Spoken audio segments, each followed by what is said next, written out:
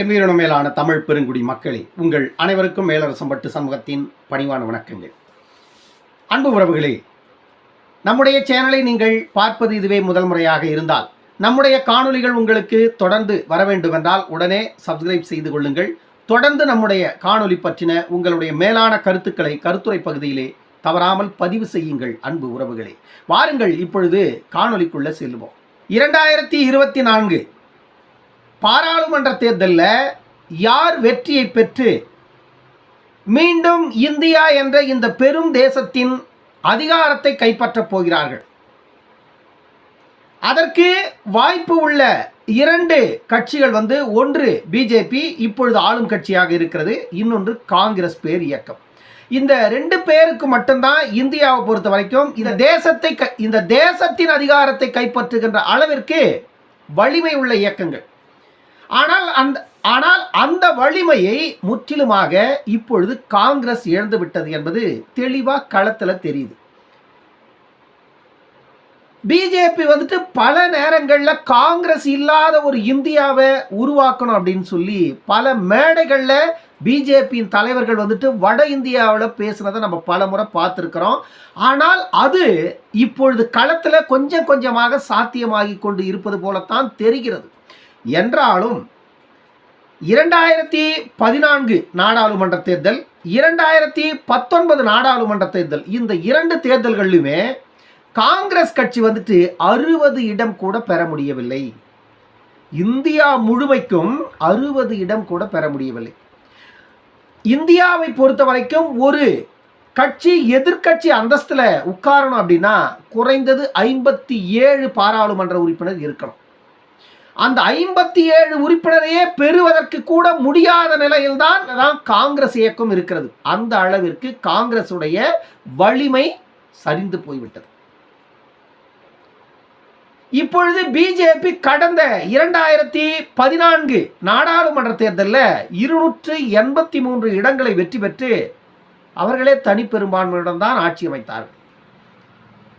அதே போன்று 2019 303 இடங்களில் வெற்றி பெற்று மீண்டும் தனி பெரும்பான்மையில் தான் ஆட்சி அமைத்தார்கள். இப்பொழுது பிஜேபியினுடைய இலக்கு 400. ஆனால் அது சாத்தியமாகிறதா இல்லையா என்பது இரண்டாம் பட்சம். ஆனால் அவர்கள் மீண்டும் 300 இடங்களுக்கு மேலே வெற்றி பெற்று பிஜேபி மீண்டும் மத்தியில் ஆட்சியில் அமரப்போகிறது என்பதில் மாற்று கருத்து இல்லை. ஏனென்றால் எதிரில் இருக்கின்ற இயக்கங்கள் அந்த அளவிற்கு வலிமையற்று நிற்கிறது. தேசிய ஜனநாயக கூட்டணிக்கு எதிராக இந்தியா கூட்டணி நிற்கிறது. தேசிய ஜனநாயக கூட்டணிக்கும் இந்தியா கூட்டணிக்கும் ஒரு கடுமையான மோதல் இருப்பது போல களத்தில் தோற்றம் இருக்கிறது. தமிழ்நாட்டில் மட்டும், தமிழ்நாட்டை கடந்து மற்ற மாநிலங்களுக்கு போனால் அப்படி ஒரு வாசமே இல்லை, அப்படி ஒரு குரலே இல்லை. எங்கு சென்றாலும் ஒரு தலைபட்சமாகத்தான் தேர்தல் நடந்து கொண்டிருக்கிறது. ஏன்னா காங்கிரஸ் இயக்கம் அந்த அளவிற்கு வலிமையற்று போயிருக்கிறது. ஆந்திர பிரதேசத்தில் தமிழ்நாடு போலதான் ஒய்எஸ்ஆர் காங்கிரஸ் அங்கு வலிமையாக இருக்கிறது. அவர் ஆளும் கட்சியாக இருப்பதால ஒய்எஸ்ஆர் காங்கிரஸ் அங்க கணிசமான இடங்களை ஜெயிக்குது. ஒய்எஸ்ஆர் காங்கிரஸ் இப்பொழுது யாருடனும் கூட்டணி இல்லை. ஆனால் சந்திரபாபு நாயுடு பிஜேபியோட கூட்டணி அமைத்திருக்கிறார். ஆனால் பிஜேபியும் சந்திரபாபு நாயுடு அமைத்திருக்கின்ற அந்த கூட்டணி 1-5 இடங்கள் வெற்றி பெறுவதற்கான வாய்ப்புகள் இருப்பதாகத்தான் சொல்றாங்களே தவிர, ஆனால் ஒய்எஸ்ஆர் காங்கிரஸை பொறுத்த வரைக்கும் ஜெகன்மோகன் ரெட்டியோட அந்த இலக்கு என்ன அப்படின்னா, ஆந்திர பிரதேசத்தில் இருக்கின்ற ஒட்டுமொத்த தொகுதியும் அல்லாக்கா அள்ளிடணும் அப்படின்னு தான் அவர் கணக்கு போட்டுட்டு இருக்காரு. கள நிலவரமும் ஆந்திர பிரதேசத்தில் அப்படிதான் இருக்கு. இப்படி தமிழ்நாட்டை கடந்து வெளியே போனாலும் கூட காங்கிரசுக்கு என்று ஒரு வலிமை இல்லை. கர்நாடகத்தில் காங்கிரஸ் ஆட்சி நடந்துட்டு இருக்கு. ஆனால் கர்நாடகத்தில் இருக்கின்ற தொகுதிகளின் எண்ணிக்கை 28 பாராளுமன்ற தொகுதியில் கர்நாடகத்தில் காங்கிரஸ் 3 அல்லது 4 தொகுதிக்கு மேலே வெல்ல வாய்ப்பே இல்லை. அப்படி ஒரு நிலைதான் கர்நாடகத்தில் இருக்கிறது. பிஜேபி எதிர்கட்சியில் இருந்தாலும் கூட குறைந்தது 25 தொகுதிகளை வெல்லும் அப்படின்னு சொல்றாங்க. அப்படி என்றால் அவர்கள் ஆளும் கட்சியாக இருக்கின்ற இடத்திலேயே வெற்றி பெற முடியாத ஒரு நிலை காங்கிரஸுக்கு இருக்கிறது. காங்கிரசுக்கு நம்பிக்கை ஊட்டுகின்ற ஒரே ஒரு மாநிலமாக இருப்பது கேரளா மட்டும்தான். 19 பாராளுமன்ற தொகுதிகளை கொண்ட கேரளாவில் காங்கிரஸ் 10 12 இடங்களை காங்கிரசும், கம்யூனிஸ்ட் கட்சிகள் 5 7 இடங்களை பெறும் அப்படின்னு சொல்றாங்க. முஸ்லீம் லீக் 1 3 இடங்களை பெறுவதற்கு வாய்ப்பு உண்டு அப்படின்னு சொல்றாங்க. இது கேரளாவுடைய நிலவரம். காங்கிரசுக்கு சிறிதளவு நம்பிக்கை தென்படுகின்ற இடம் கேரளா மட்டும்தான். அதை தாண்டி வெளியே வந்தா தமிழ்நாட்டில் கூட்டணியில 10 இடங்கள்ல பாண்டிச்சேரி உட்பட நின்றிருக்கிறார்கள். தமிழ்நாட்டில் 5 7 தொகுதிகள் வரை காங்கிரஸ் வெல்வதற்கான வாய்ப்புகள் இருப்பதாக சொல்லப்படுகிறது. இதுதான் காங்கிரஸ் உடைய நிலை. மத்திய பிரதேசம், உத்தரப்பிரதேச, பீகார், மேற்கு வங்காளம் இப்படி எந்த மாநிலத்துக்கு போனாலும் காங்கிரஸ் 1 2 3 இப்படித்தான் வெல்லும் அப்படின்னு சொல்றாங்களே தவிர, ஆனா காங்கிரசுக்கு இந்த மாநிலத்தில் குறைந்தது 10 தொகுதிகள், இந்த மாநிலத்தில் குறைந்தது 15 தொகுதிகள் அப்படின்னு சொல்ற அளவுக்கு எந்த மாநிலத்திலையும் காங்கிரசுக்கு வலிமை இல்லை. அந்த நிலைக்கு காங்கிரஸ் தள்ளப்பட்டு விட்டது. ஆகையால இந்தியாவில் மீண்டும் 3வது முறையாக இந்திரா காந்தி அம்மையாருக்கு பிறகு இந்தியாவில் மீண்டும் 3வது முறையாக நரேந்திர மோடி அவர்கள் தான் ஆட்சிக்கு வரப்போகிறார். அப்படி ஒரு நிலைமை இந்தியாவில் ஏற்கனவே முடிவாகி போயிருக்கிறது. மக்களை பற்றி சொல்லவே தேவையில்லை. பெரும் குடிமகன்கள், அந்த குடிமகன்களின் தேவையை இந்த 20 நாட்களாக பூர்த்தி செய்கிறார்கள் என்றால் வாக்களிக்க தவறிடுவாங்களா? அடுத்த 5 ஆண்டுகளுக்கு இவர்களால் இந்த மண்ணுக்கும் மக்களுக்கும் மக்களின் உரிமைகளுக்கும் நிகழப்போகின்ற பிரச்சனைகள் எதுவாக இருந்தாலும் இவர்களுக்கு கவலையே இல்லை. ஏன்னா இவர்கள் பாமரர்கள், இவர்கள் எந்த ஒரு உரிமையும் அனுபவிக்காதவர்கள். என் பிள்ளைக்கு வேலை இல்லைன்னு இவன் கஷ்டப்பட மாட்டான்.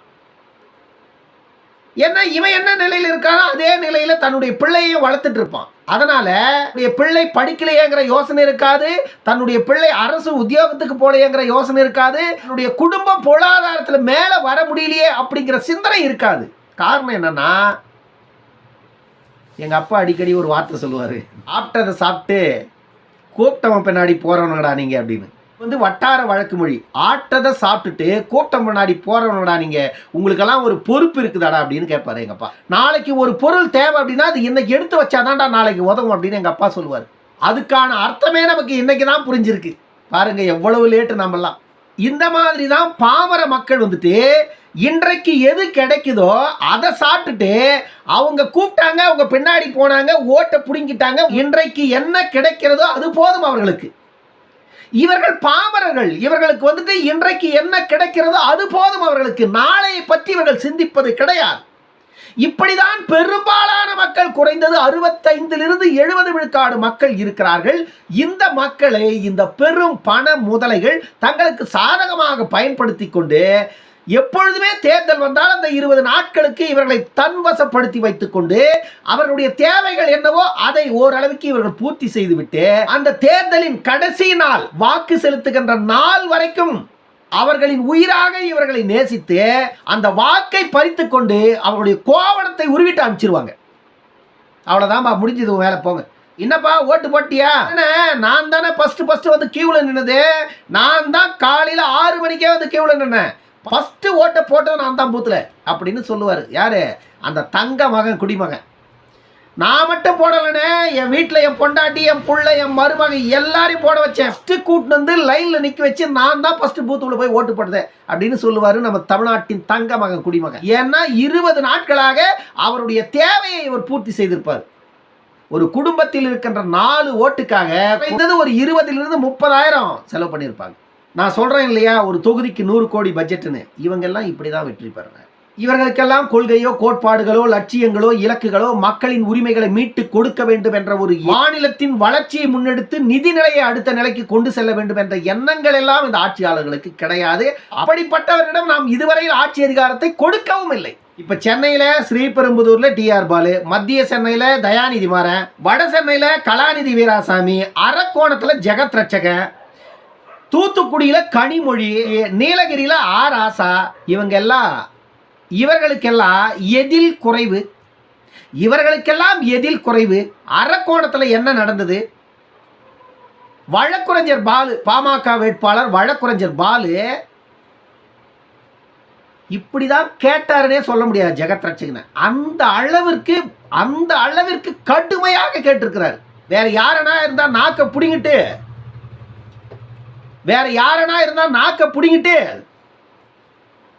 அப்படி ஆயிட்டு இருப்பாங்க.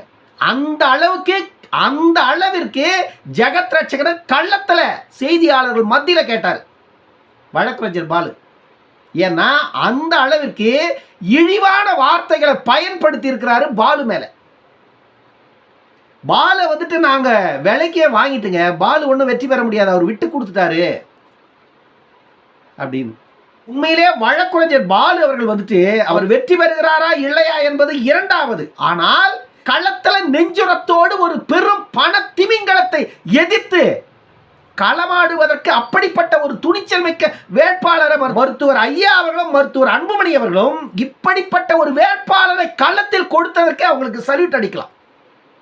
ஏன்னா இப்படி ஒவ்வொரு தொகுதியிலும் நெஞ்சுரம், இப்படி ஒவ்வொரு தொகுதியிலையும் இந்த பண முதலைகளை எதிர்த்து களமாடுகின்ற வேட்பாளர்களை கொண்டு போய் களத்தில் நிறுத்தினாதான் இவர்களுடைய உண்மையான முகத்திரையை கிழிக்க முடியும். ஜெகத் ரட்சகனுடைய தோல்வி அரக்கோணம் தொகுதியில உறுதியாகி போச்சு. அந்த விஷயம் ஜெகத் ரட்சகனுக்கு தெரிய போய் தான் உளவுத்துறை மூலமாக நிறைய விஷயங்கள் தெரிஞ்சு போகவே ஜெகத் ரட்சகன் அவர்கள் தோல்வி பயத்துல என்ன பேசுறோம்னே தெரியாத எதையோ பேசி வச்சிருக்கார்.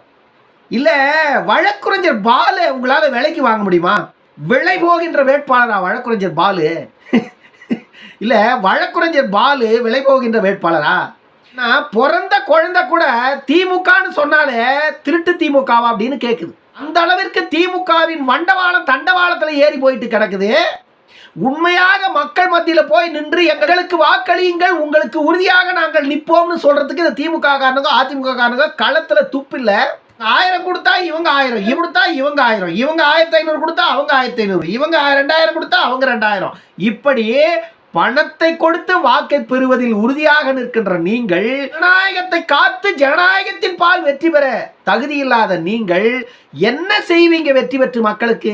அதுதானே 57 ஆண்டுகளாக தமிழ்நாட்டில் நடந்து கொண்டிருக்கிறது. தமிழ்நாட்டினுடைய அரசியல் நிலவரம் எப்படி இருக்கிறது என்பதை தொடர்ந்து நம்ம பார்த்துட்டோம். இன்னொரு காணொலியில் சந்திக்கும் வரை உங்களிடமிருந்து விடைபெற்றுக் கொள்வது மேலரசம்பட்டு சண்முகம். நன்றி, வணக்கம் அன்பு உறவுகளே.